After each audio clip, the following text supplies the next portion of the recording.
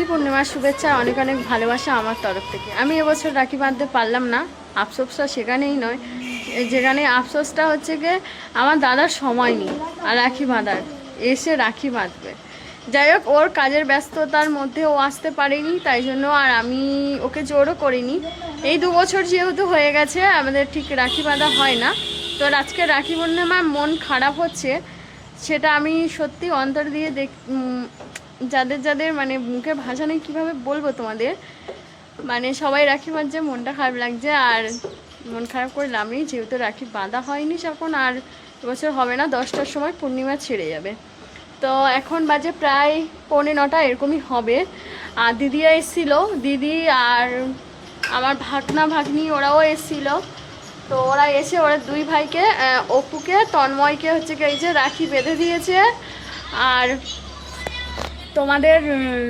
আমাদের অপু সোনা ওর পিসিমা এসছে, সঙ্গে সঙ্গে ওর পিসিমার সাথে চলে গেছে বাড়িতে। আমি স্নান টান করেছি অনেক সকালে, এসে ঠাকুর ঘরে মানে পরিষ্কার করেছে, এখন পুজো দেওয়া হয়নি। আর এই যে আর একজন রাখি বেঁধে বসে আছে। আর মানে আমার বড়মশাইকে রাখি বেঁধে দিদি তো চলে গেছে, ও একটু চোখের সমস্যা হচ্ছে, তাই নিয়ে একটুখানি ও যাবে। আর অপু এই তন্ময়ের ওইভাবে একই সেম, মানে দুজনারই 2 বাপ বেটার, মানে ছেলে আর বাবার একই সেম সমস্যা।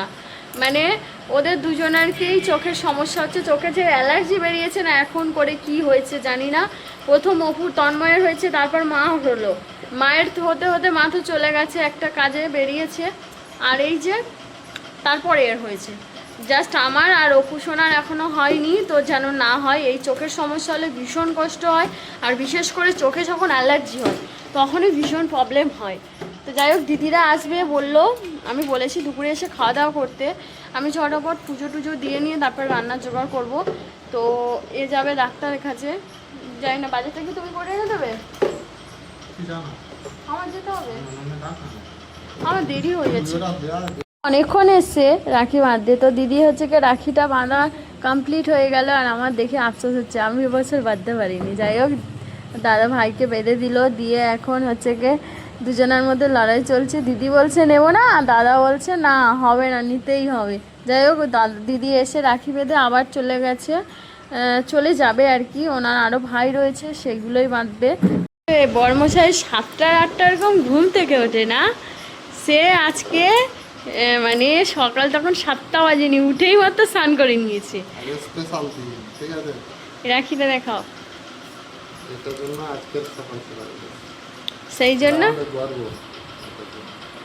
সত্যি এই মানে এক একটা বছরের মানে এই যে 365 দিন মানে দিনের অপেক্ষা এই একটা দিন আর ভাইফোঁটা, 2টো দিনের সবাই ভাই বোনই খুবই আশা করে থাকে যে না আমি দাদাকে ফোঁটা দেবো, ভাই ফোঁটা করবো, কি দাদার হাতে রাখি বাঁধবো, সবাই মানে এই আশাটাই থাকে সারা বছরে। এই যে আমার এবছর হলো না, এবছর না 2 বছর প্রায় রাখি বাঁধা হচ্ছে না, আমি বললাম। চলো, এখন অনেকটা আজকে রোদ্দুরের প্রভাবটা বেরিয়েছে ভালোই, মানে রোদ্দুরটা বেশ ভালোই আছে। তো দিদিরা কখন আসবে জানি না।